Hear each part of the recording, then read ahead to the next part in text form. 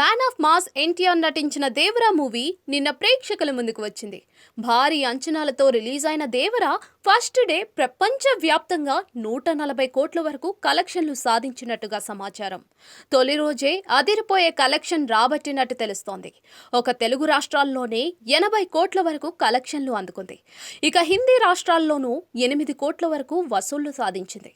మిగిలిన భాషలు ఓవర్సీస్ లో కలిపి మొత్తంగా 140 కోట్లకు పైగా వసూళ్లు రాబట్టింది. ఇలాగే ఒక వారం రోజుల పాటు సినిమా ఆడితే మాత్రం నిర్మాతకు లాభాల పంట పండటం ఖాయం.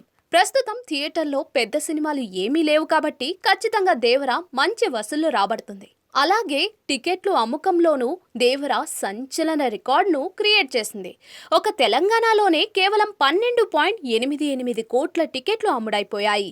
ఇదిలా ఉంటే గతంలో వచ్చిన కల్కి సినిమా తర్వాత వరల్డ్ వైడ్ బాక్సాఫీస్ వద్ద భారీ వసూళ్లు సాధించిన రెండో ఇండియన్ సినిమాగా దేవరా సంచలన రికార్డు సాధించింది.